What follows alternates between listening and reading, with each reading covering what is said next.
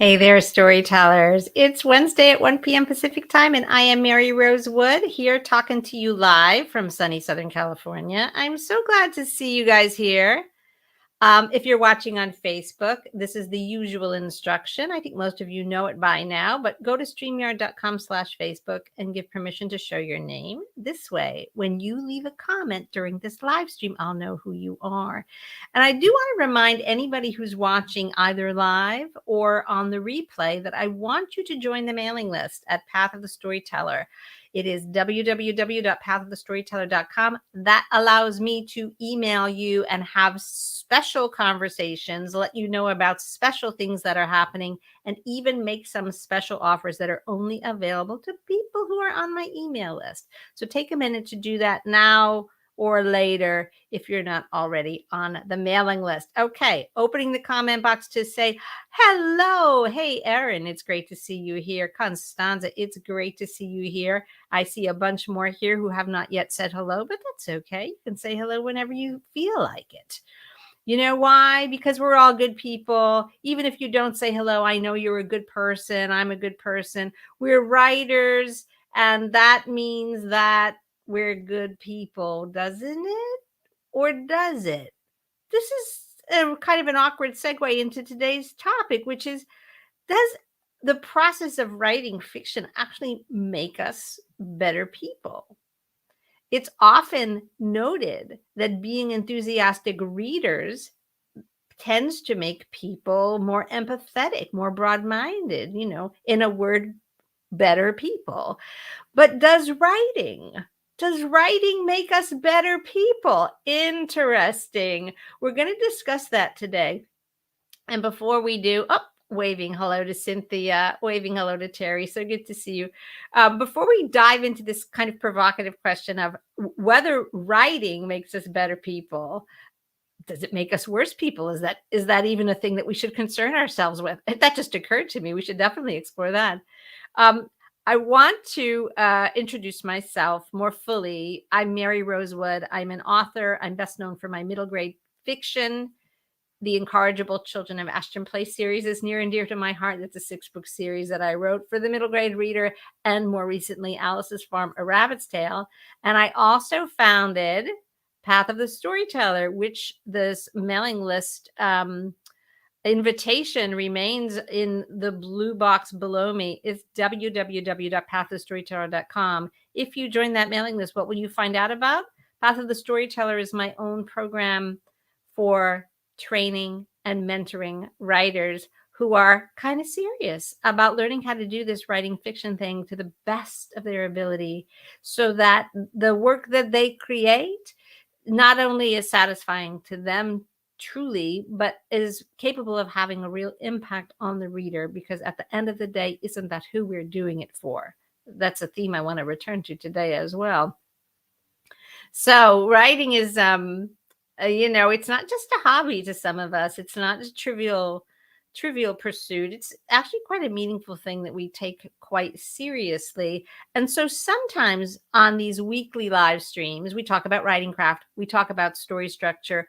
Sometimes we talk about what I call the mindset of the working writer. And today's talk is it's a bit more of a mindset talk, but not in that kind of neurotic type of like, how can I work faster? How can I, how do I feel better about my writing? How do I keep my spirits up? It's not quite as self-absorbed as some of those types of mindset questions tend to be. It's quite the opposite of that, actually. It's something that I think is worth thinking about deeply.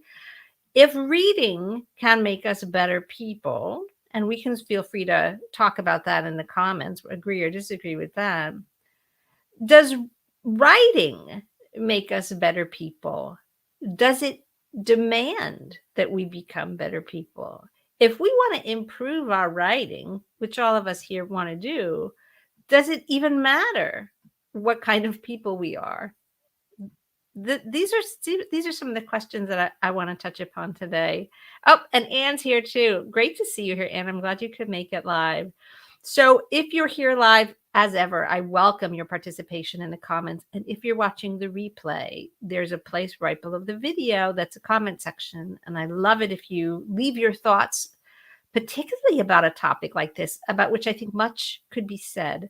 Leave your thoughts below in the comments so that we can continue that dialogue. I would really enjoy that. All right, shall we dive in?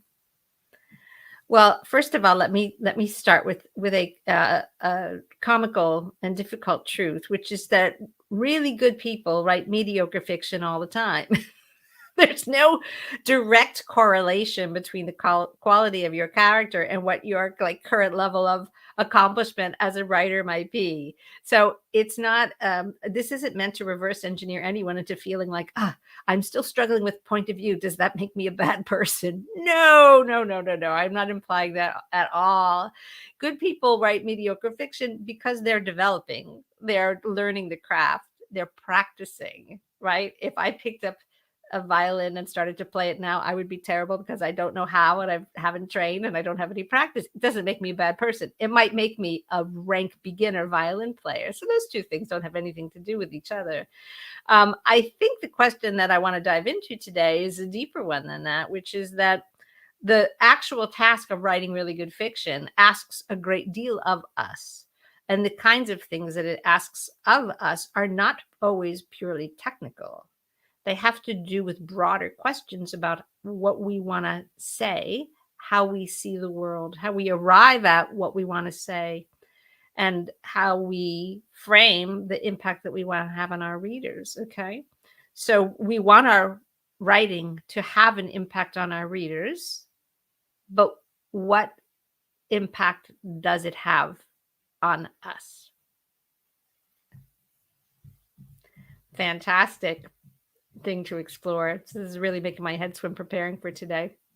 Listen, before we get into the positive effects that it may or may not have on us, and I'm going to argue, by the way, that it does potentially invite us to grow as human beings.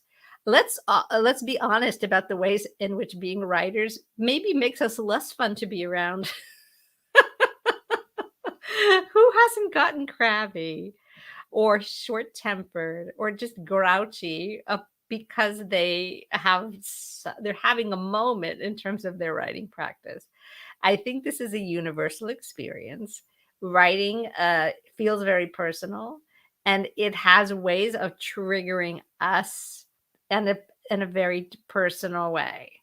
One of the ways that we can get negatively impacted by our own writing is that we can start to take it so seriously and so personally that it really does affect our mood. That it really a bad session of writing, or we're not happy how things are going, or maybe we got a rejection.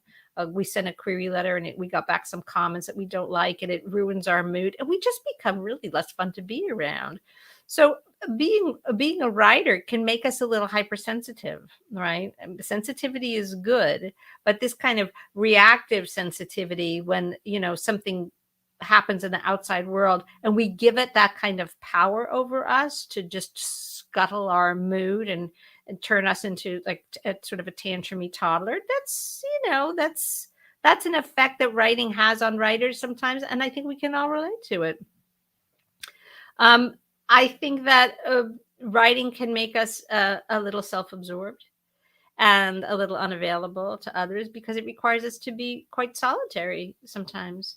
And whether you feel that you are a person who is in need of having better boundaries about your solitude, or whether you are a person who actually inclines to being self-absorbed, and you can use your writing as a bit of an excuse about that. Those are personal questions.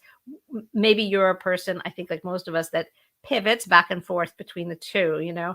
Maybe we are not having clean enough boundaries about our need for solitude and self-care with the world. And so we get to the point where it feels like the breaking point, and then we throw the walls up and we're like, okay, now everybody leave me alone. Like it's hot, we run hot or cold because we're not treading the middle path about it. So we're not managing it well.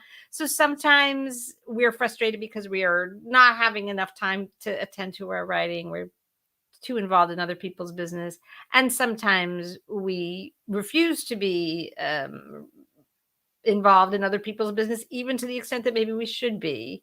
So that's a way that writing can make us a little crabby.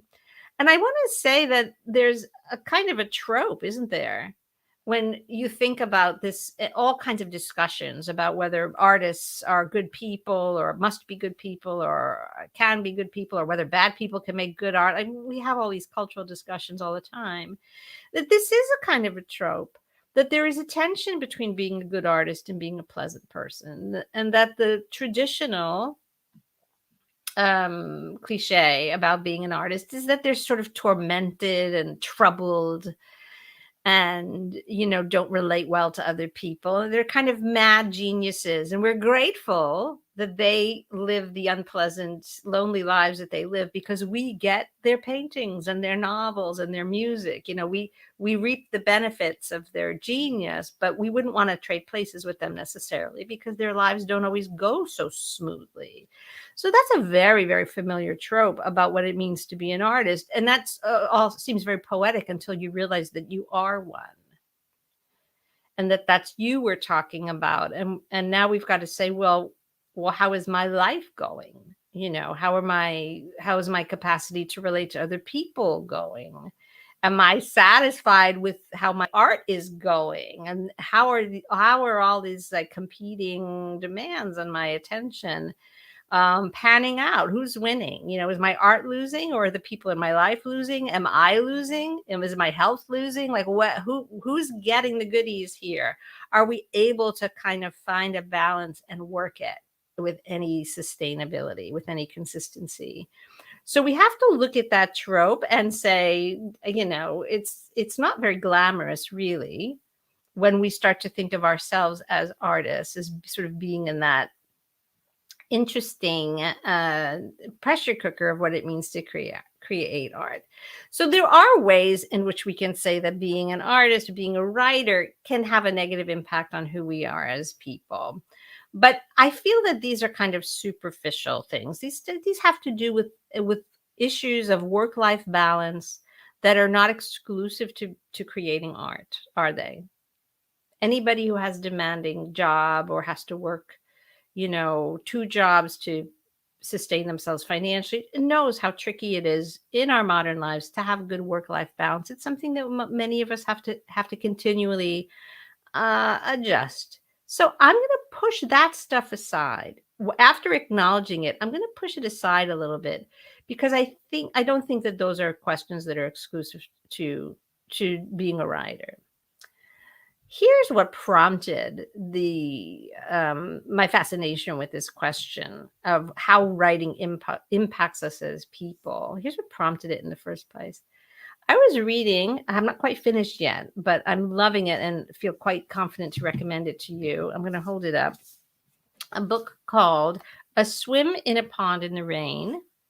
Beautiful violet cover.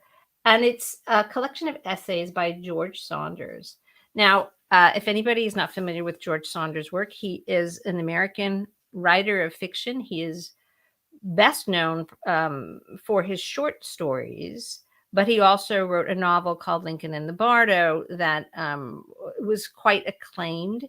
And it's rather experimental, I would say, in form, and a terrific read. And I highly recommend it. But it's not your everyday novel. It plays around with form and expression, but terrific.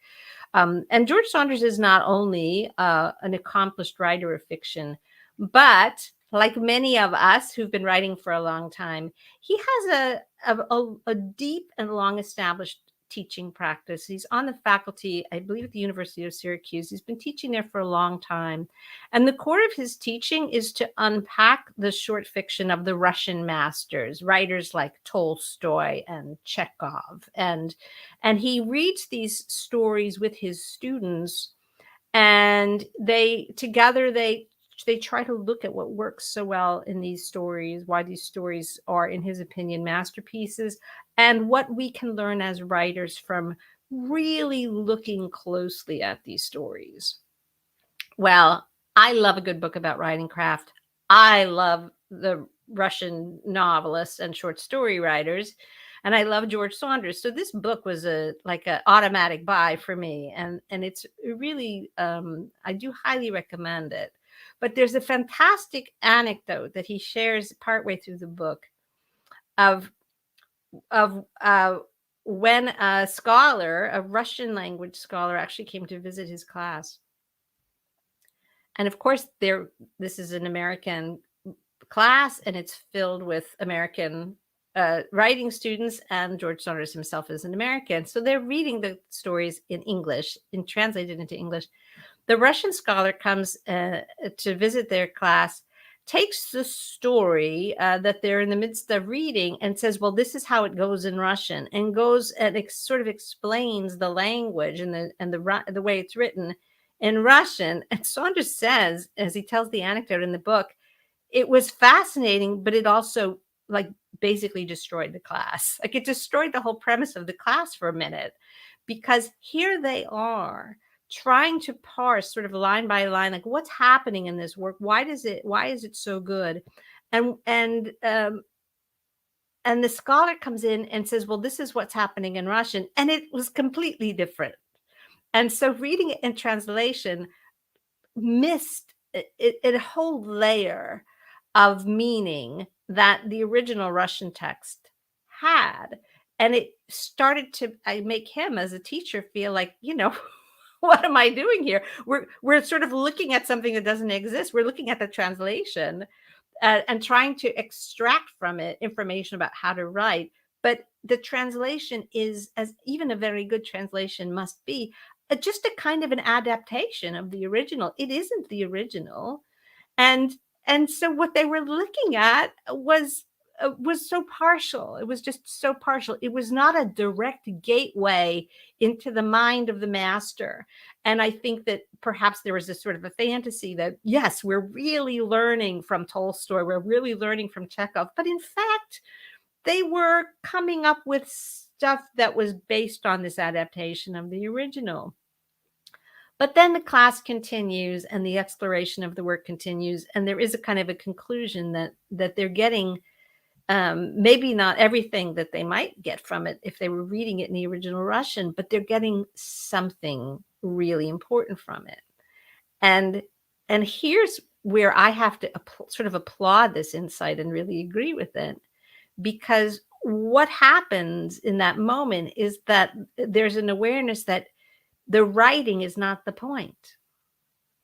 The wordplay, the puns, the sort of funny, quirky sounds of the language, and the clever things that the writer put in that are really only available to you if you read it in the original Russian, are not the point.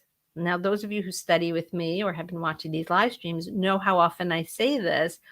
Writers focus on the words at their peril because the words are not the point. What is the point then? The point is what happens. It's our ability to conceive of what happens in our fiction and to convey that on the page. Good writing is an extraordinary tool, and we love it. And I'm not putting down good writing. I'm a fierce advocate of good writing. I think we must strive to write as well as we can. But more important than that, the meaning of our work is not conveyed by our flair for a sentence. The meaning of our work arises from our ability to conceive of what actually happens in the story. In other words, the storytelling.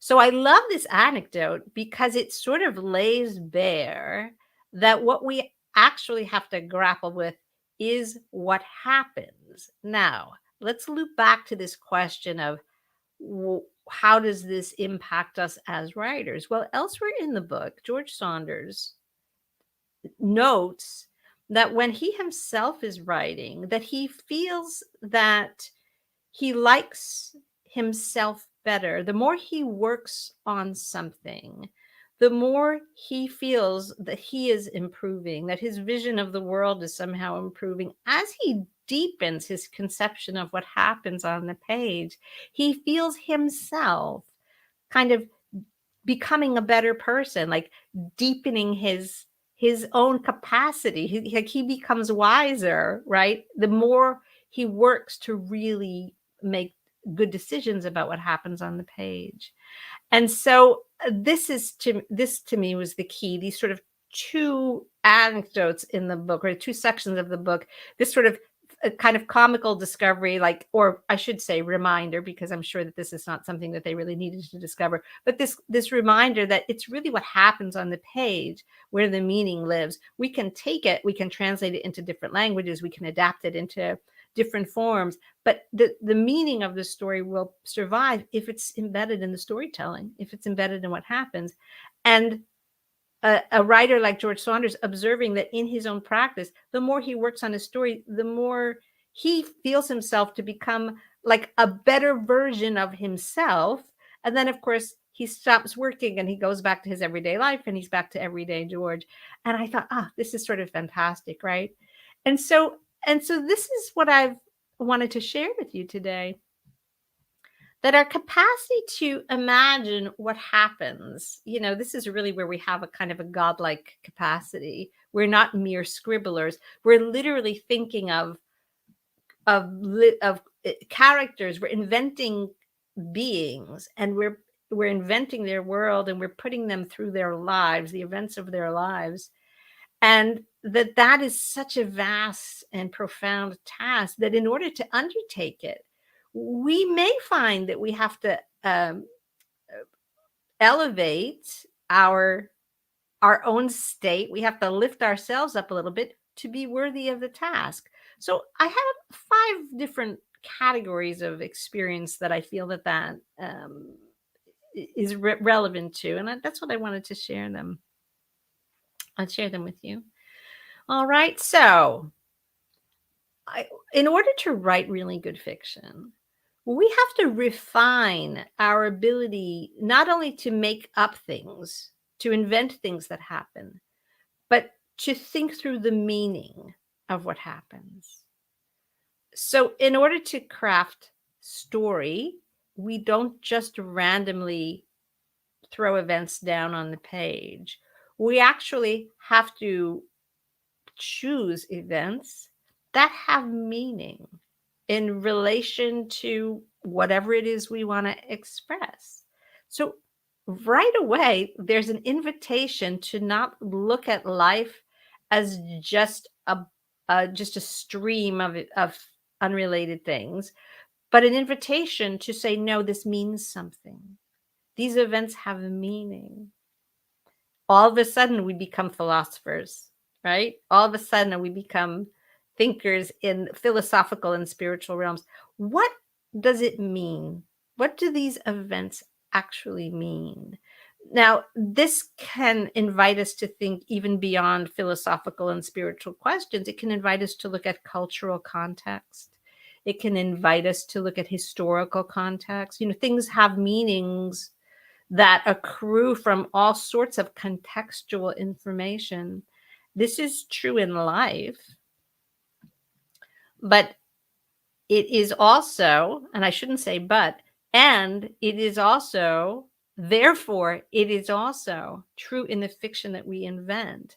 When we create a fictional world, it's like an arena of, you could say, combat. It's the place where the game is played. It's how we establish the rules.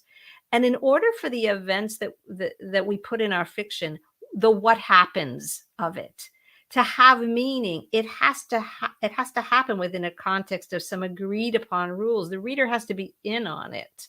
It's not just random people in funny looking pajamas racing around a diamond shaped diagram on the ground, throwing balls and falling to the ground and sliding and waving sticks. It's baseball. If you understand it, it has a lot of meaning. If you don't understand it, it's just a lot of activity. So this is what we have to do when we invent what happens in a story. It's not just activity that we're inventing. It's stuff that happens within enough of a framework of rules that it has meaning. So as you go through your everyday life, how often do you stop and say, what is the meaning of this? What meaning? What does this mean that this is happening? Does it have meaning? Which leads me to my next point. That'll be the first one.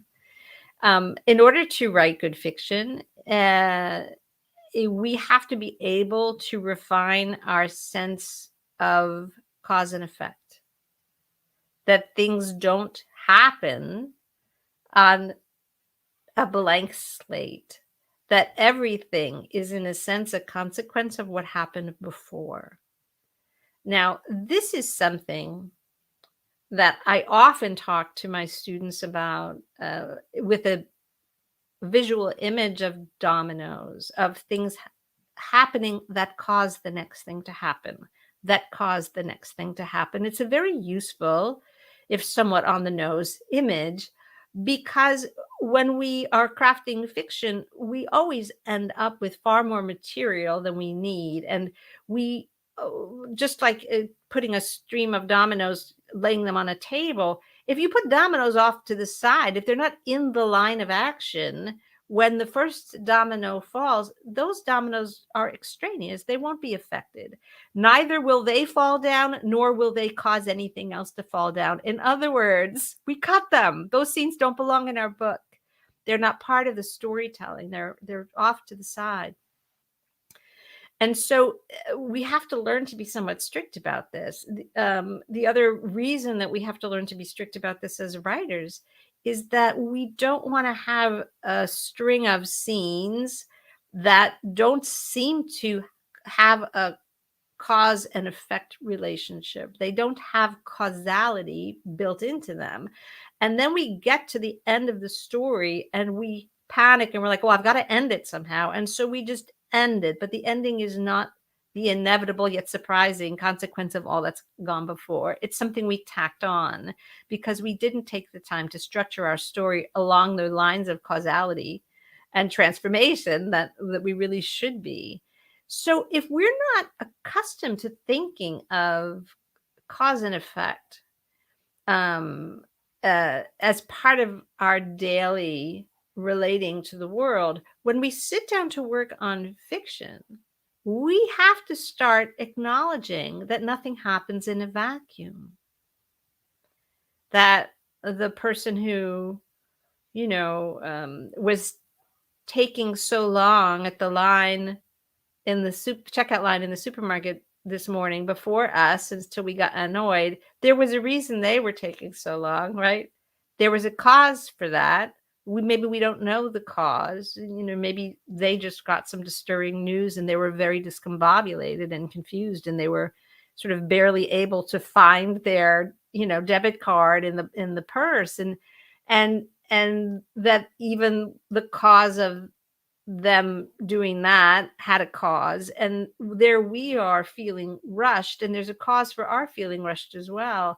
And so what we're getting in any moment that just feels like an encounter between two people is actually a collision between two very long lines of dominoes of cause and effect that extends far back in time and also is going to extend into the future, because how we behave in that moment will be the cause of what happens next.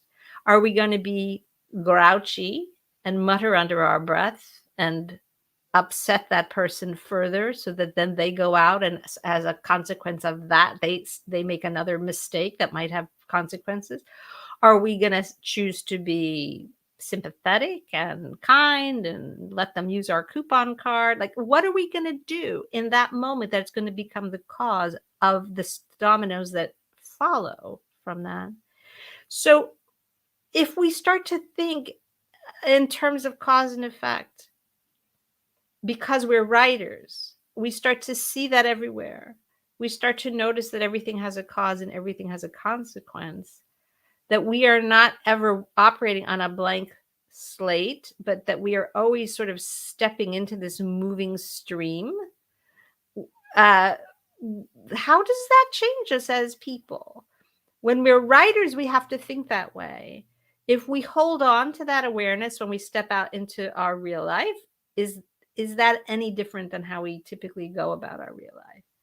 Is that just for the moment of writing, do we start to see everyone as sort of connected in this like historic project that this is just we're all sort of floating around in the stream of history with backstories and futures ahead of us? It's something to think about. Also, somewhat related to that, is as writers, we, in order to write really good fiction, we have to embrace not a black and white idea of how people behave, not a superficial notion of why people do the things they do, but we have to embrace the real complexity of human motivations. We have to think a lot about why people might do the things they do. So notice that none of this has to do with writing. All of this has to do with storytelling, right? The meaning of what happens, the role of causality, and now the complexity of human motivations. When we write a character that we like and identify with, we might just be a little glib about it and say, well, they do the things they do because those are the things that seem like I would do them if I were in their situation. What can we learn from that? Well, maybe we can learn that you have to think a little bit more deeply about your own motivations. If you're just using your own sense of why people do things the way they do to motivate your characters, then you've got to examine your own reflexes about what motivates you. Because guess what? Not everyone in your book is going to be the same as you. And I would argue that it's important to writing well for you to make sure that nobody in your book is the same as you in an unexamined way.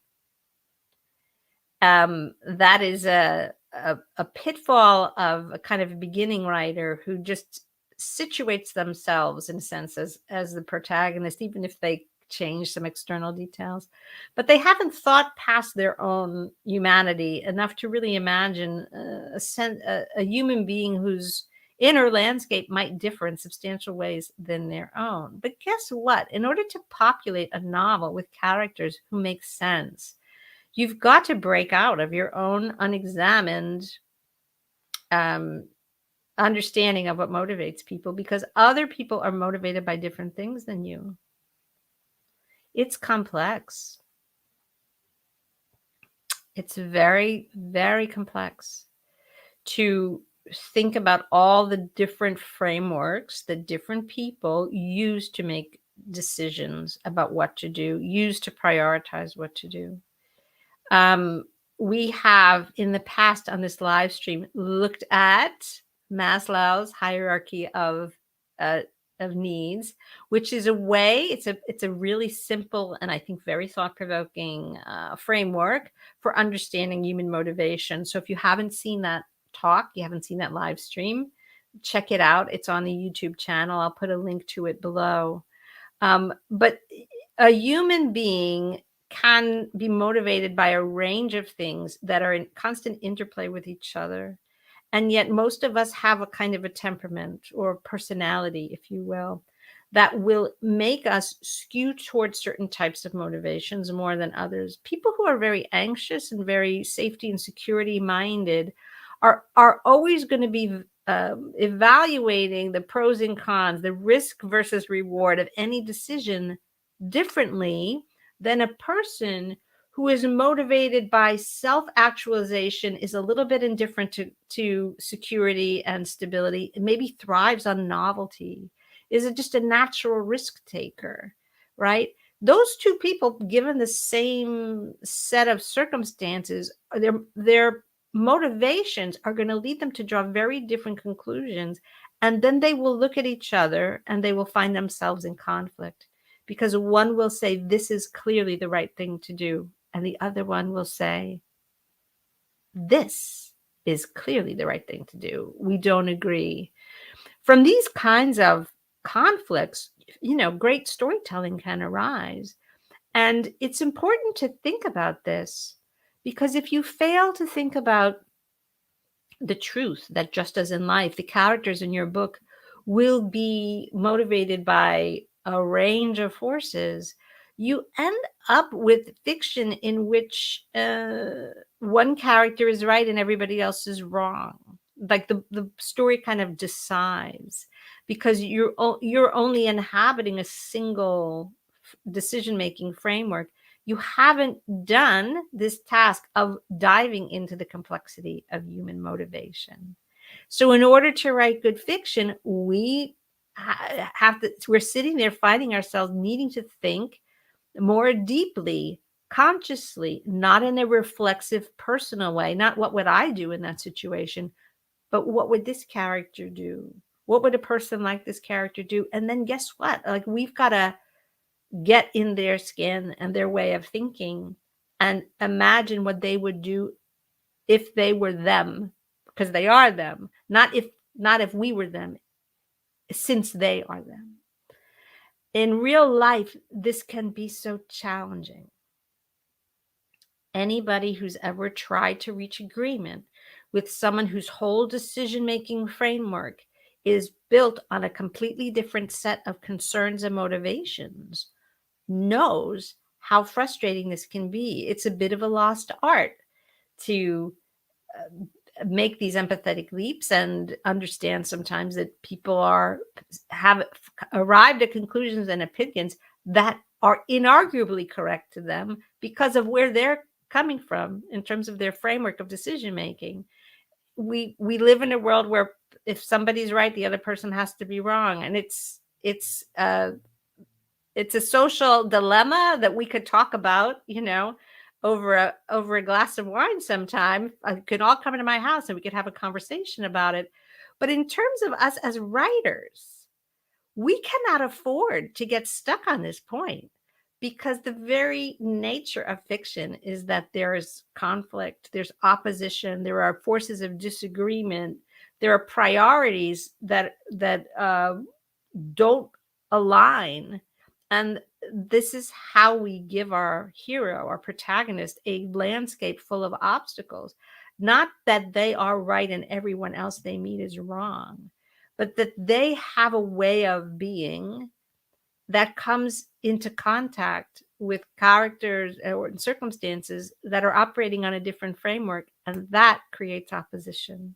What is our hero going to do about it? So these are the questions that we are continually asking as we craft what happens in a story. And as you see, it is no work for the intellectually lazy. You really got to think about this. Here's my fourth and penultimate challenge that we have to address as writers, that might have this side effect of inviting us to be better people. We have to think about what our concept of human nature is. What is human nature? Are people basically good? Are some people just bad to the bone? Is redemption possible? Can people who've done bad things be forgiven? Or do the bad stay bad? Can a good person be made bad? Right? What is our philosophy of human nature? What is it? Even asking these sort of list of questions that I just asked, each one of those is a plot of a story, right? I mean, what do we believe is possible? How much change is possible in a person? If we believe that change is possible, then we may be inclined to write stories where our hero goes on an arc of transformation. And that's a classic hero's journey structure. The fact that the overwhelming majority of stories that most of us are familiar with use that structure tends to indicate that most of us believe that change is possible. But the fact that that structure incorporates within it a long middle act full of obstacles, trials, and revelations, as Joseph Campbell said, also indicates that most of us tend to believe that change is both possible and very difficult. So there's a vision of human nature kind of embedded in classical story structure. If we believe that human nature is just selfish and essentially everybody out for themselves, then we may find ourselves writing, noir fiction. We may find ourselves writing tales in which the attempts at change are not even made, or made haltingly and fail. And, we're going to see that our vision of human nature cannot help but be expressed in the stories that we're telling. And this is something that we may go through our day not thinking about. But when we sit down to write, when we get in that special writing chair, all of a sudden, these rather profound questions demand us to answer them, to contemplate them, to think about them, because our answer, whether conscious or automatic, is going to end up in the story that we tell. So my fifth and final inquiry that writing good fiction demands that we make has to do particularly with endings, which I think most of us will agree can be a challenging part of conceiving of the what happens, the storytelling. What happens in the ending? How does it end? It's a very important question, right? A rollicking story with a no ending is not going to leave the reader satisfied. We know that that's not okay. It's not good enough. And so this last question that we can skate through daily life without offering a firm conclusion about, but that demands us to come up with something when we sit down to write fiction, is this: what is our vision of what a successful resolution of conflict looks like? If our hero has been beset with obstacles, and if our story is driven by conflict all along, which it will be, what does the resolution of conflict look like? Does good triumph over evil? Do concepts of good and evil really even exist in the story that we're telling? Does effort triumph over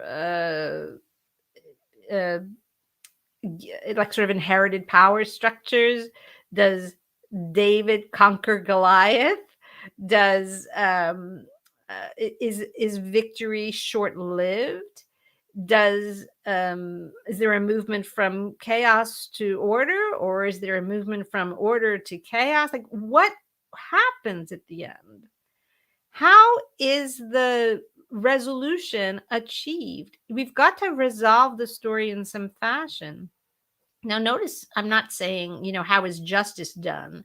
Because it may be part of our particular vision that justice isn't done, right? This is the incredible malleability of story as a container for exploring meaning.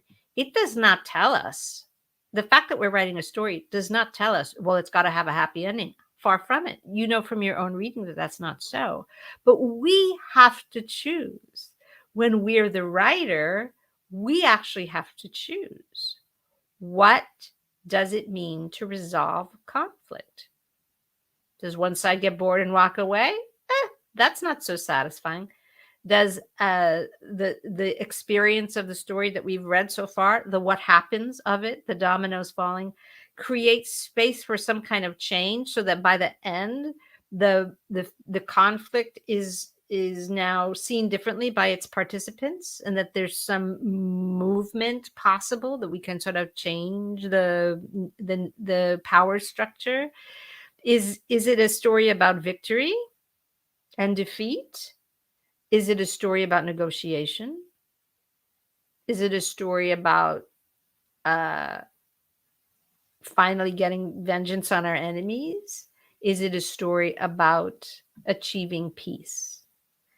All of these endings work, right? there are different types of endings. There are different types of stories. We can look at that and say, yeah, those are all options.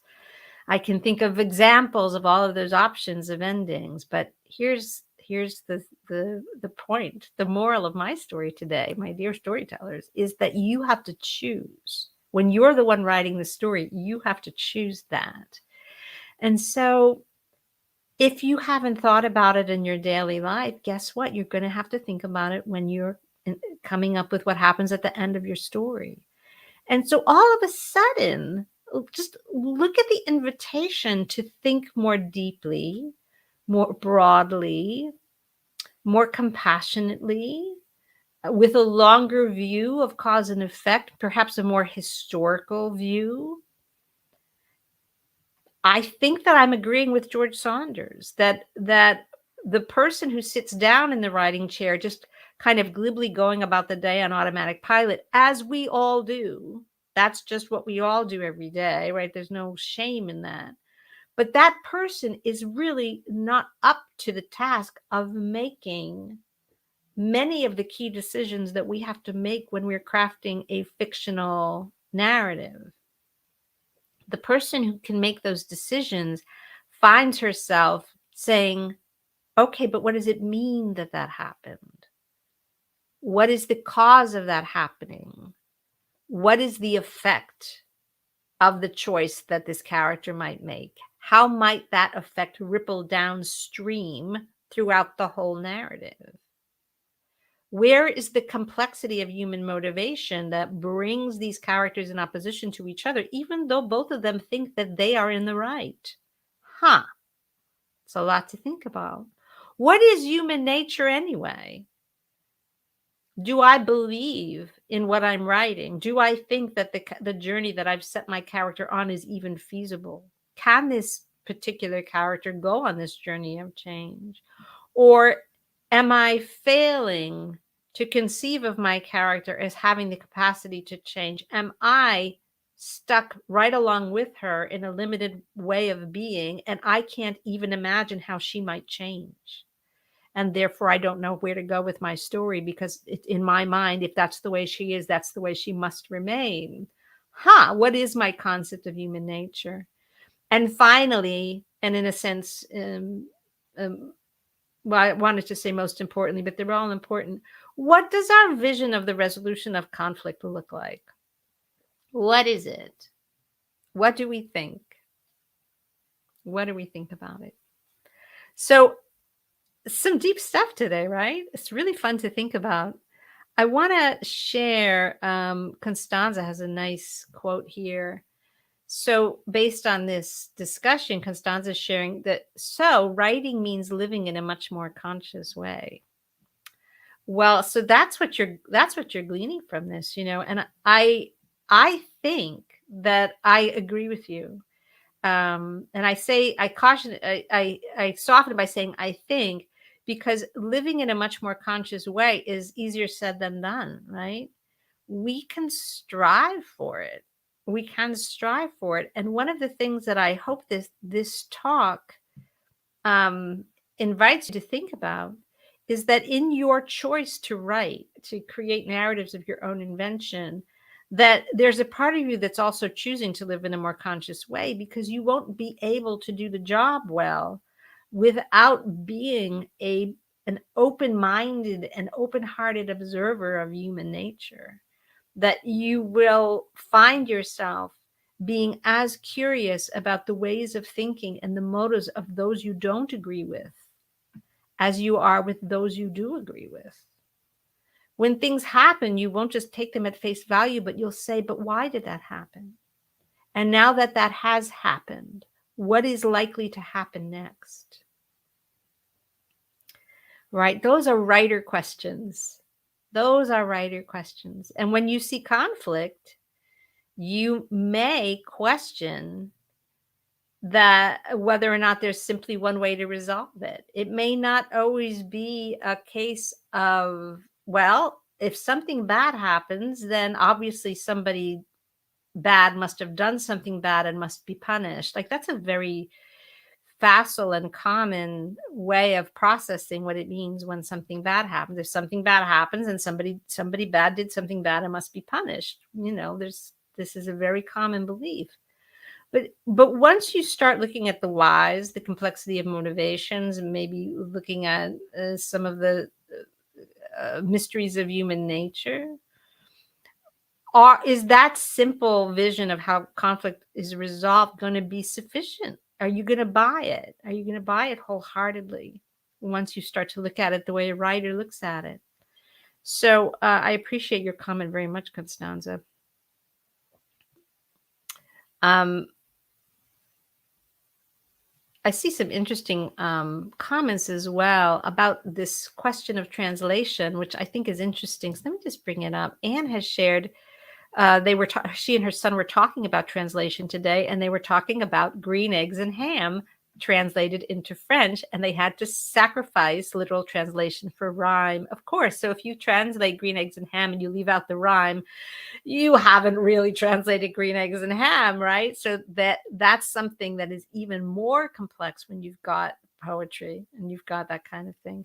People struggle, with like something as complex, for example, as Dante's Inferno, which is written in Italian in this sort of complex rhyme scheme. There have been so many translations of it. Similarly to the works of Homer, the Iliad and the Odyssey, so many translations because it's written in a very particular rhythm.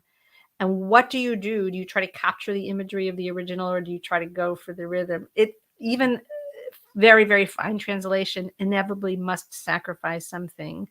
And Constanza also, and I have to actually share this because I wholeheartedly agree that I have heard from my German readers that the translator who translated the Incorrigible Children of Ashton Place books into German did a spectacular job and deserves all praise. And I agree with that. I've heard that from quite a few people.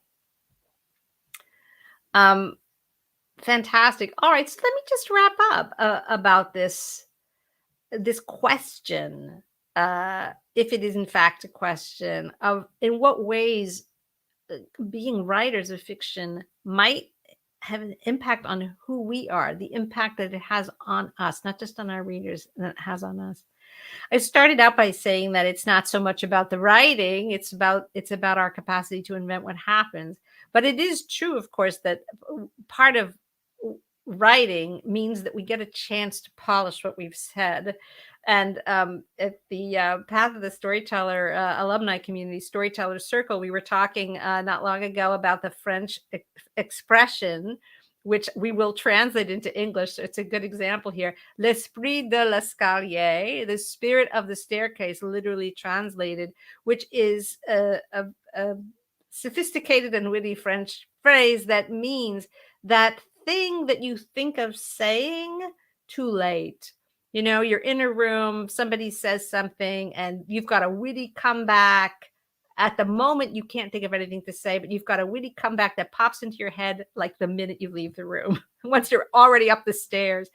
And so in writing, we're never on the staircase, right? Because we can revise what we've written and get all of our like perfect gems of the way we want to express ourselves down on the page. We have that opportunity to express ourselves with kind of a fluency and precision that we cannot do just in real life or even in our first drafts. We don't have the capacity to just speak in this like perfect way, like we're in a farce by Moliere where everybody knows exactly what to say. That's what writing things down gives us. But we're not talking about that, even though that is one of the ways in which writing makes us a little better than we are. Like, we're a little smarter on the page than we are in real life because we can check things, we can look things up, we can polish our sentences. And, that's fun. And I'm not saying that there's not fun in that. But even in doing the work of conceiving what we're writing about, it invites us to take a much deeper and more nuanced look at this range of questions that I've discussed today, our ability to think through the meaning of what happens, the relationship between cause and effect, the complexity of human emotions, what we think human nature is to begin with, right? And what our vision of how to resolve conflict might be. These are questions that invite every writer to be a philosopher, to be a historian, to be a psychologist, to be a shaman, to really find our own capacity to see into not just our own navels, but to have a relationship to humanity. And I want to end by saying, one of the forms of praise that is often given to the very Russian writers that George Saunders chooses as his master text, his mentor text to work with in his student, is this very quality, this humanism. Anyone who's ever seen a Chekhov play or read Chekhov short stories or read Tolstoy knows that there is this, there seems to be this vast capacity to see everybody's point of view, to see what is grand and foolish about everyone, and to take these characters that have dimension and to put them in relationship with each other, to see the way they trigger each other, misunderstand each other, fall in love with each other, break each other's heart. It's just like it's like humanity in a little snow globe, and there it is for us. This is one of the hallmarks of Russian writing. And I find it also to be a hallmark of George Saunders' own writing, and I understand why he's attracted to that, for sure. It attracts me as well, as both reader and writer. So I would say, in my view, that there's much to think about, and I do come out very much on the side of being a writer as being an artist, yes, wanting to have an impact on the reader, but it's also a very challenging path to choose for oneself, because you are, whether you realize it or not, choosing to go on a path of self-development in terms of how you relate to your fellow humans. That might, it's a very satisfying path. It's, I think it's an important thing, but it's self-development as well. It is really a path of self-development. It is the path of the storyteller. It's every now and then, you guys know why I named our program that. We are on a journey of transformation as well, and it will have its moments of obstacles and trials and revelations. And I hope today's talk was more of a revelation than a trial. As always, I am so grateful that you were here. I am so glad to have the opportunity to talk with you every Wednesday at 1 p.m. Pacific time. I invite you once again to get on the mailing list at pathofthestoryteller.com if you're not already. And if you have more thoughts to share about this, or if you're watching the replay and you'd like to get into the conversation, just start to leave comments below, and you are officially part of the community. And welcome to you. All right. Happy writing, everybody. I'll see you next time.